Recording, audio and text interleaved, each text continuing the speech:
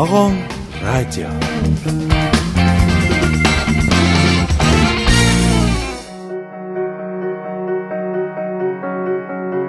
Эрхэм сонсогчдоо сайн байцгаана уу? Та бүхнийхээ энэ сайхан өдрийн амар амгалан айлтгая.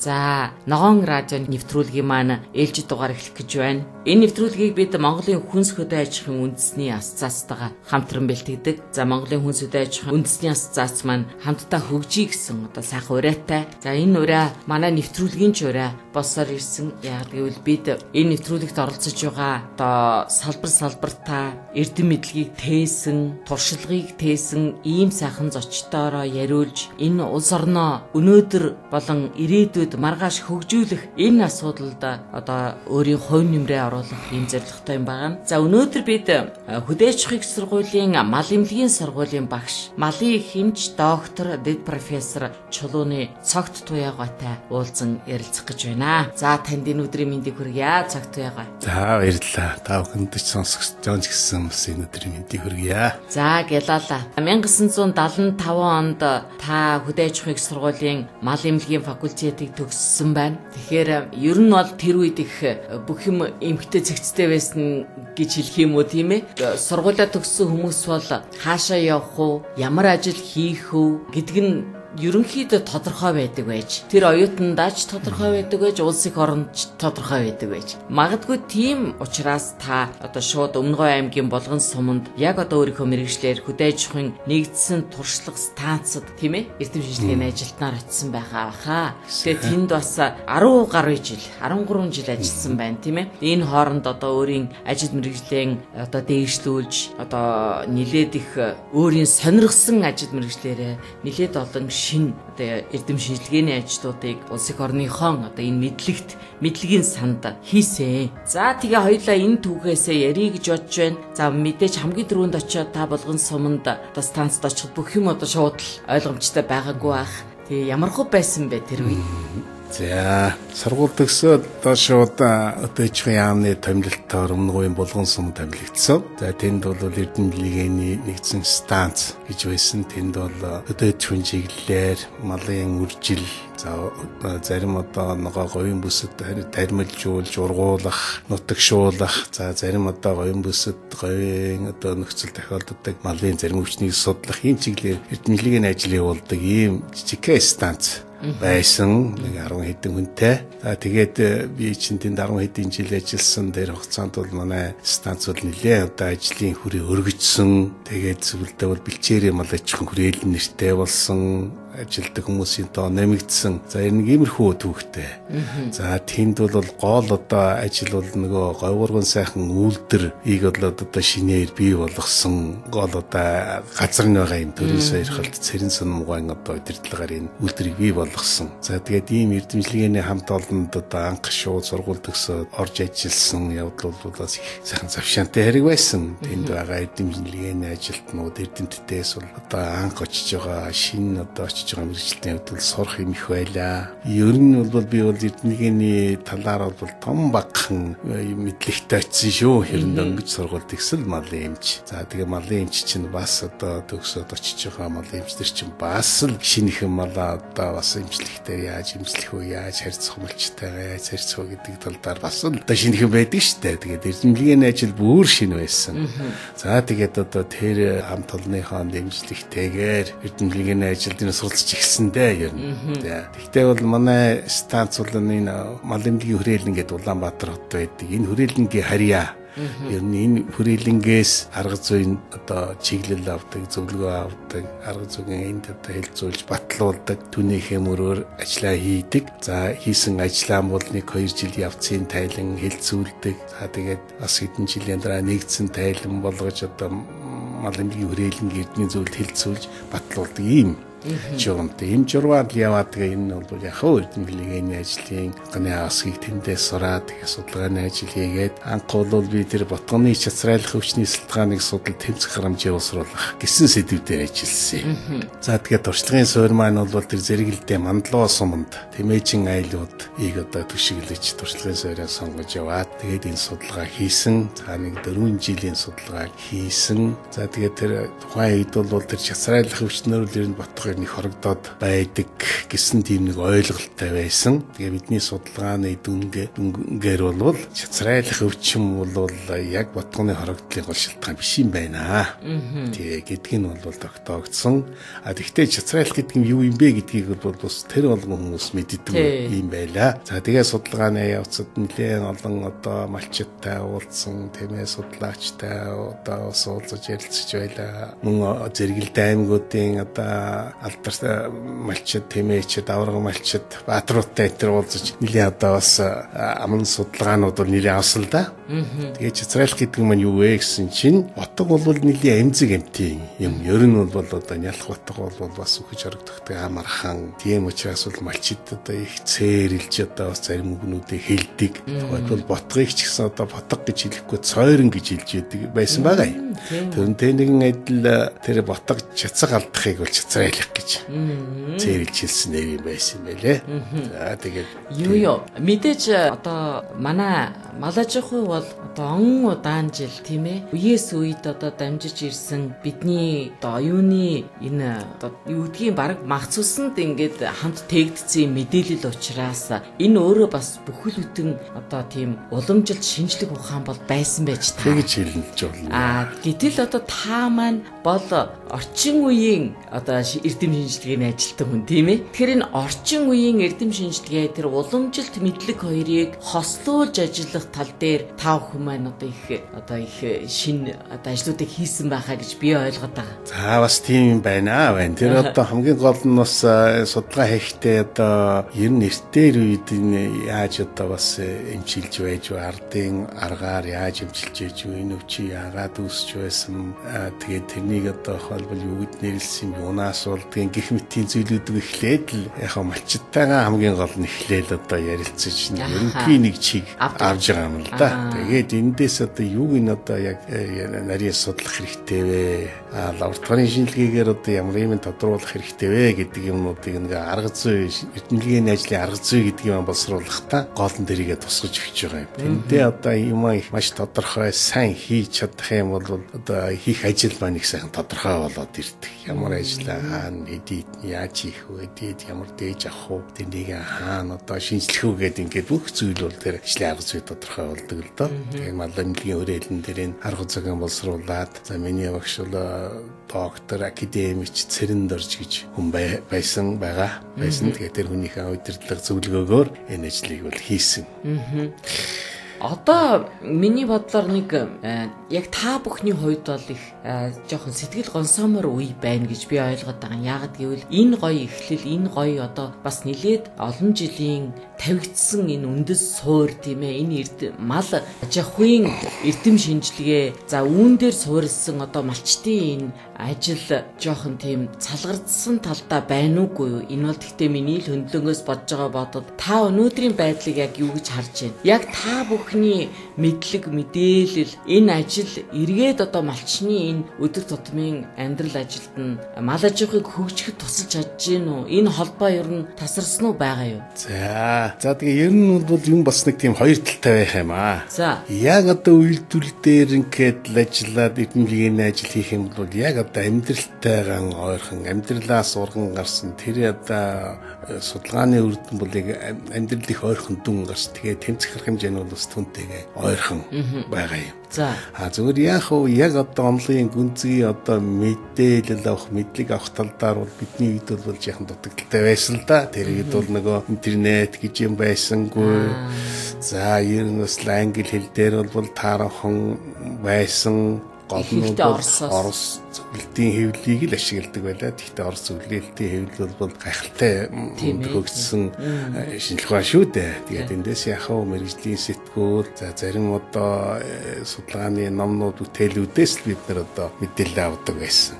За сүүлийн үед бол за судлаачид залуу одоо судлаачдууд бол олноор төрж байна. Тэгээд ер нь бол олцоохон одоо гадаадад Японд одоо баруун Европ, Америк гэдэгт одоо суралцаад одоо хэлний мэдлэг өндөртэй, лабораторийн төвшин өндөр одоо ийм төвшөнд хийсэн судалгааны үр дүнгээр бол хүмүүс бол хамгаалж байна л да. Ийм судалгааны ажил хийж байна. Тэгээд зарим нэг нь бол яг одоо үйлдвэрлэлтэйгээ бол нэг сайн холбогдож явахгүй. Тэндээсээ жаахан одоо зөрөгч юм уу эсвэл үр дүн одоо яг үйлдвэрлэлтээр одоо бууж өгөхгүй байх тохиолдол бас байдаг юм. Тийм хүү юм байдаг юм. Тэгээд юм ч бас тийм заавал нэг хоёр талтай байх юм да. Тий. За хоёлаа дахиад түүх жоохон судлаа. Ер нь яг таны өөрийн ажлын түүх эргээл яг энэ салбарын бас нэг түүх учраас их сонирхолтой байгаа юм л да. За 1988 онд та Өмнөговь аймгийн мал эмнэлгийн эрдэм шинжилгээ үйлдвэрлэлийн лабораторийн захирлын ажлыг хийсэн. За тэгээд энэ ажлын үед тийм ээ таны хувьд шинэ олсон одоо ололт ажлууд бүтээлүүд юу байв энэ тал дээр. За билээр аймгийн тэр мал эмнэлгийн эрдэмтлийн үйлдвэрийн лаборатори гэдэг 4 бүсэд байгуулагдсан манай Монгол улсад.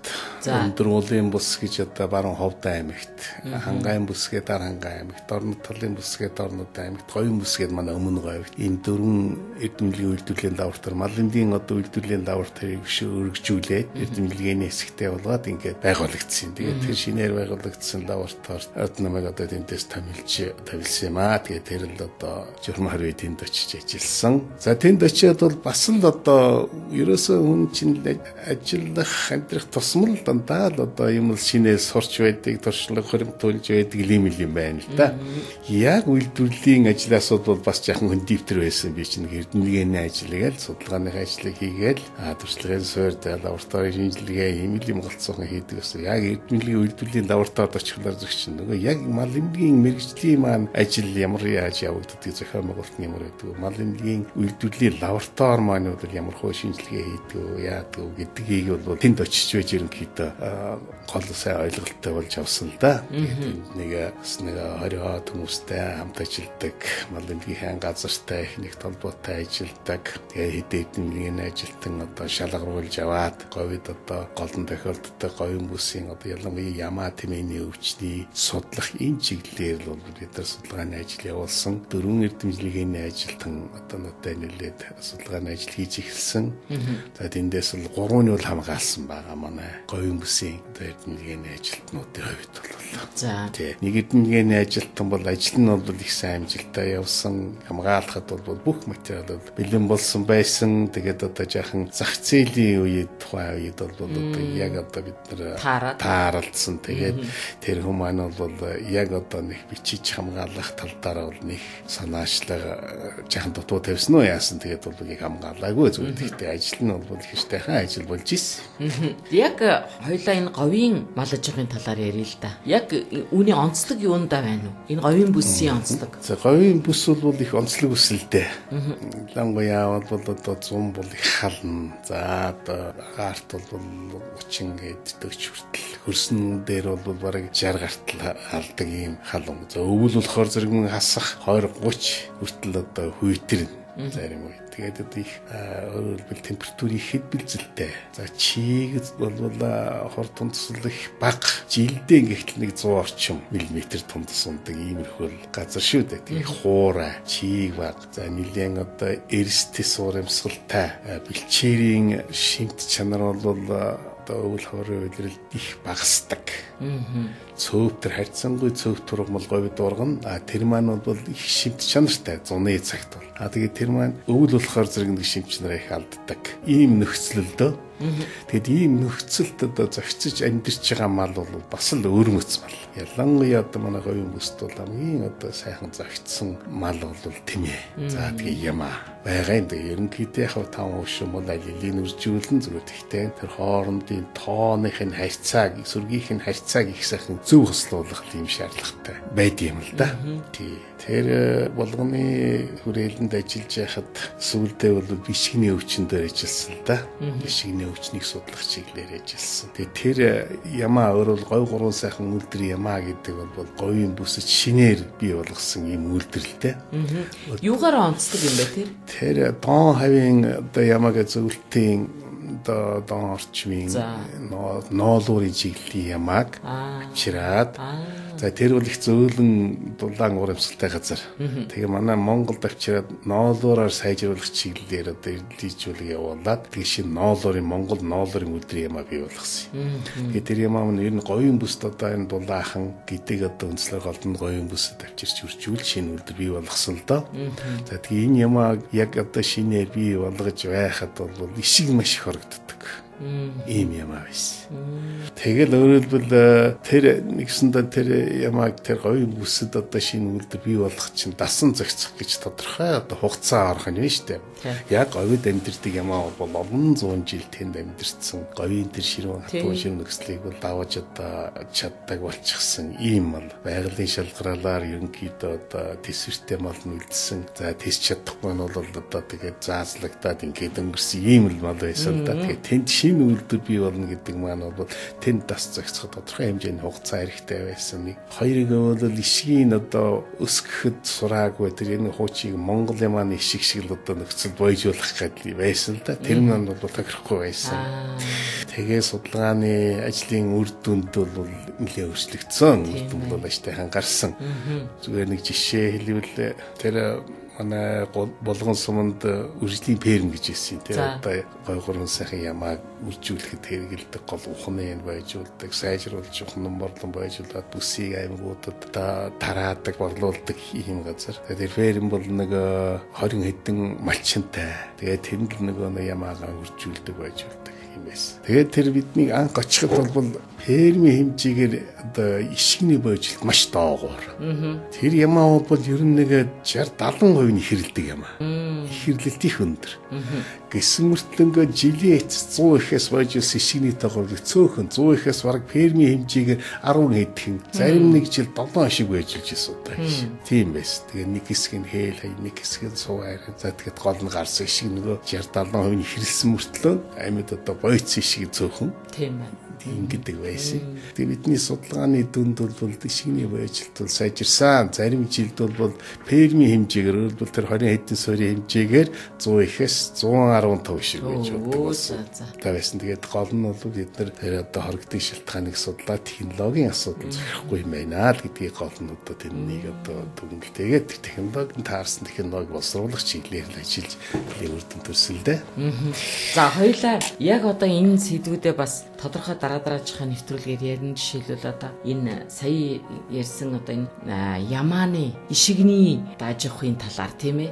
За тэгээд энэ хорогдол таны тэр үнтэй холбоотой эрдэмшлэгийн ажлуудын талаар ярина. За мөн тэмээн дээр хоёлаа их сайхан онцгой нэг нэвтрүүлэг хийнэ гэж бодож байгаа. За харин өнөөдөр яг энэ нэвтрүүлгээр хоёлаа цаашаа бас нэг өөр сэдвийг хөндөе. Тэгэхээр та маань бол 97 оноос хойш яг өнөөдрийг хүртэл одоо хөдөө аж ахуйн их сургууль багшийн ажлыг хийж байна. Таны одоо тусламжтайгаар таны гар бие сэтгэл оюуны оруулсан одоо маш их том эрдэм шинжилгээний ажлууд тийм ээ одоо энэ хугацаанд бий болсон байхаа гэж бодож байна. Залуу одоо оюутнуудын, залуу эрдэм шинжилгээний ажилтнуудын одоо гол оролцоогоор тийм ээ. Тэгэхээр ер нь өнөөдөр ингээ харж байхад манай мал аж ахуй таны одоо тэр ажиллаж исэн үе тэр бодож мөрөөдж исэн тэр байдалтай нийцж байна уу ирээдүйн талаарх. За тэгээд ямархуу байдлаар хөгжиж байна. Нэгдүгээрт хоёрдугаарт энэ эрдэм шинжилгээний ажил ер нь өнөөдөр ямар шуухан байдалтай явна уу? Энэ талаар хоёлаа нэг дурдаах. За яг мал аж ахуйтай хийж байгаа судалгааны ажил бол яг хийгдэж байгаа. Гэхдээ бол бас тийм өргөн цар хүрээтэй бас сайн хийгдэж чадахгүй байгаа гэж би бол бодож байдаг. Зүгээр яг манд би зөвхөн яг малын эмчийн малын эмнэлгийн хүрээлэнгийн эднэрийн ажилтнуудын судалгааны үр дүн багцааг мэдж байна. За энд бол харин манай Монгол малын одоо өвчнийг эсэргүүцэх, дархлааг нь сайжруулах, зарим одоо бэлтгэл шинэ бүтээл гаргах талдаар бол бас нэлээд зүйлүүдийг хийсэн байгаа шүү. Сүүлийн үед бол манай эмнэлгийн сургууль, малын эмнэлгийн хүрээлэнгийн боловсон хүчин бол нэлээд чадварчсан. За гол нь бол энэ Японы JICA төсөлтэй нэлээ сүүлийн нэлээ олон жил хүрээлэн мал эмнэлгийн сургууль хамтарч ажиллаж байгаа. Энэ шугамаараа бол манай залуу мэрэгчлүүдийг одоо мэрэгчлийнүүдийн одоо чадварыг дээшлүүлэх чиглэлээр үл их сайн хамтарч ажилласан. Манай сургуулийн нэлээд олон одоо эрдэмтэд Японд хамгаалж ирсэн, Японд жилээр явж одоо мэрэгжил дээшлүүлсэн. Одоо ч бас 4 хүн Японд одоо докторантууд суралцж байна. Залуу одоо болсон хүчнүүд нэмэгдэж ирж байгаа. За тэр дараа бол яг хөө энэ ажлууд бол ингээсээ хийгдэж байгаа. Ер нь бас боломжийн хийгдэж байгаа гэж үзэж болох юм зүгээр. Ер нь бол манай мал эмнэлгийн шугамар завь мал эмчсэр мал эмнэлгийн талаар ярив. 60-70 онд бол нэлийн өргөрөөтэй эрдэмтний ажил одоо малын өвчнийг судлах, сэргийлэх, эмчилгээний талаар бол нэлийн одоо өргөрөөтэй ажлууд хийгдсэн. Яг одоо засаг дөрөөс удирдлагатайгаар тийм үү? Удирдлагатайгаар яг тэндээ чиглүүлээд. Ягаад гэвэл урд нь бол тийм эрдэмтний ажил малын өвчнийг судлах чиглэлээр бол юмнууд бол бага хийгдэж байлаа шүү дээ. 60-аад оноос бас өмнө бол тийм бага байсан. Судлах шаардлага бол их өргөн байсан. Тэгээд энэ чиглэлээр бол судалгааны ажлууд нэлээ өргөн хийгдсэн. Ер нь бол одоо бол яг Монголын нөхцөлд одоо тийм судлагдаагүй огт мэдэхгүй тэгээд их маллаад их өвчлж хорогддог ийм өвчин бол ер нь нэгцэнгүй ер нь тон гайгүй. За яах вэ зүгээр нэг мерсэрхэн цөөн тоогоор тэр нэг сух чамыгаар ч юм уу хорогдох иймэрхүү нүдлээ гардаг. Тэр нь бол одоо бас нэрээсээ судлагдаагүй мерсэрийн юмнууд л тохиолд нөхөөс ш. Ер нь тийм мас үед их мал хорогдуулдаг ийм өвчин судлагдаагүй юм бол байхгүй гэж хэлж байна. Нэг сонирхож асуухад одоо жил болгон одоо энэ тэнд одоо энэ жил билүү өмнөх жил нь байна уу? Одоо энэ Эрдэнэт булганы дэртэй тийм ээ одоо хөл хорой тогтоогоор л одоо ингээд ер нь жилээс жилд нэг иймэрхүү асуудал гарах юм аа. Тий. Зүгээр яг үйлдвэрлэлийн хувьд малын өвчнийг эрүүлжүүлэх, сэргийлэх энэ талдаар бол нөгөө мал эмнэлэг хөвчлөл шилцэнтэй холбоотойгоор одоо хуучин одоо зохион байгуулдаг ажлын хэмжээнд бол ер нь хүчтэй байсан. За энэ хувьд гарцсан юм мал малын эмнэлэг чинь одоо 90 оноос хойш ер нь 2000 оноос хойш ерөнхийдөө бүх малын эмнэлгүүд хувьд гарцсан шүү дээ. Тийм үү? Тий, хувьд гарцсан. Тэгээд төрийн одоо мэдлэлтэй бол эмнэлэг байхгүй юу? Байхгүй. Ер нь бол төрийн мэдлэлтэй эмнэлэг байхгүй. Мал эмнэлгийн удирдлага зохион байгуулалт өөр болсон одоо хөндлөн системтэй ч болсон гэдэг юм уу. За тэгээд нэг хуучин одоо мал эмнэлэг бол таалагдж ажиллаж байсан.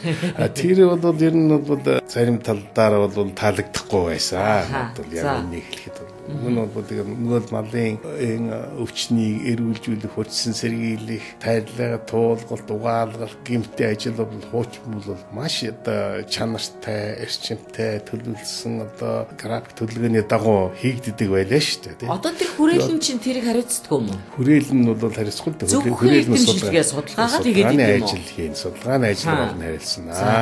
Үйлдвэрлэл юм байвал одоо мал эмнэлгийн газар үдээж байгаа одоо яамд байдаг мал эмнэлгийн газар энэ одоо болвол ер нь тэр үйлдвэрлэлийн мал эмнэлгийн ажлыг болгол хариуцсан шүү дээ. Тэгэхээр бол хууч одоо нөгөө социализмын үе гэж ярих юм уу тийм ээ? Тэр үетэй харьцуулахад бол сайн хийгдэж чадах юм байсан. За тэгэл нөгөө малын хөдөлгөөн гэдэг юм бол их эмх замбраагаа алдсан. За тэгээд одоо ялангуяа одоо тэр хөл хорой тогтоодог шүлхийч гэдэг юм уу, цэцэгч гэдэг юм уу, одоо янз бүрийн одоо хил дамжин гардаг юм халдвар төвчнүүд бол энэ тэнд мэрсэр их гардаг болсон. Тий. За тэр бол нөгөө л одоо хилийн хорой цэрийн ажил, за тэгэл хамгаалалт энэ одоо ажлууд заримд одоо дутагдлагаас л болоод ерөөсөн энэ газар аваад байгаа юм л.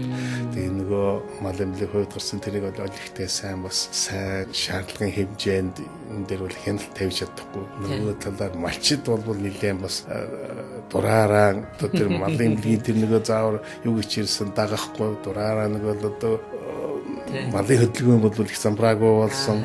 Зарим үед бүр хорой цэр хийсээр одоо явж болохгүй гэсээр хад бүр нууцаар шөнө одоо нөгөө ажил нүүгээд өөр эрүүл газар очиод нөгөө өвчнийг чинь тараагаад ингээд хайсан тохиолдод нэлээд гарсан шүү дээ. Тэгээ одоо бол харин нөгөө малын эрүүл мэндийн хууль гэдэг юм шинээр шинжлэгдсэн. За шинжлэгдээд энэ мал эмнэлгийн зохион байгуулалтын ажил, удирдлага зохион байгуулалтын ажлыг хуучин байдалд нэлээд төхөөлж ер нь төрийн талаас нь удирдах хангах энэ ажил бол нэлээд эмх зэгсэнд орох төлөвтэй болж байгаа шүү.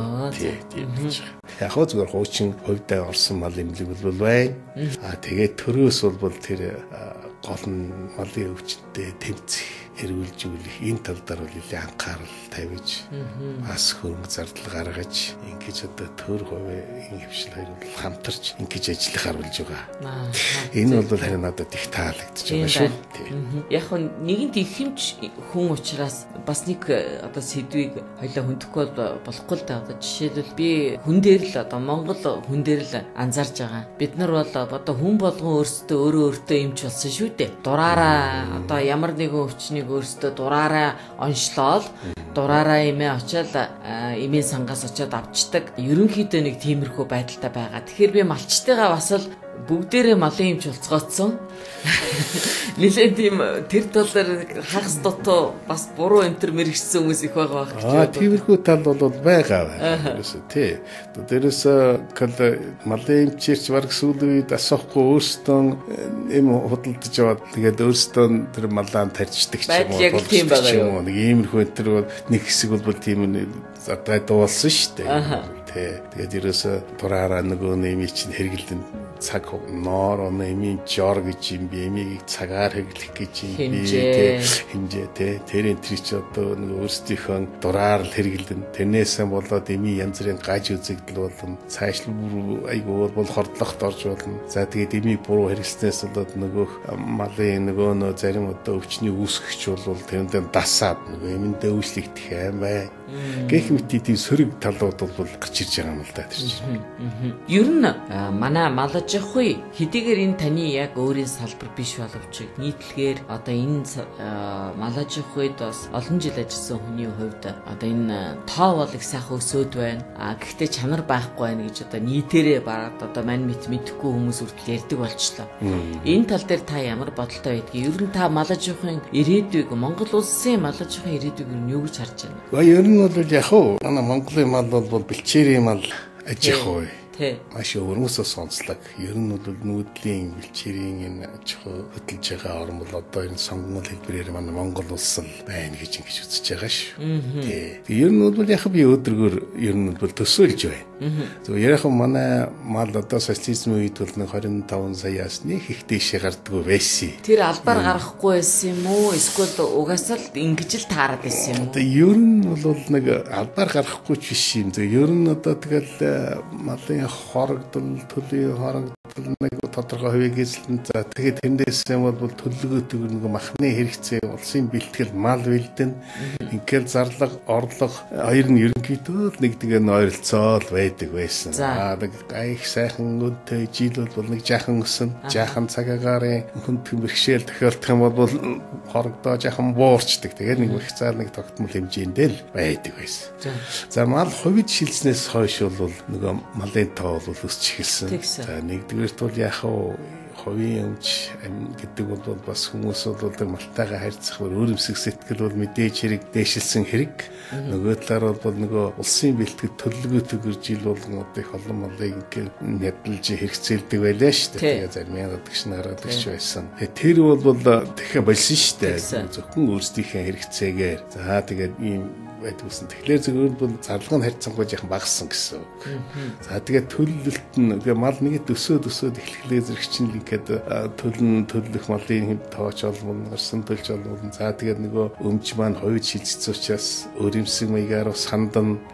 За ийм маягаар тэгээд ер нь ч бас сүүлийн жилүүдэд бас цагаагаарч бас их ажтайхан байлаа нэг хэсэгтэй.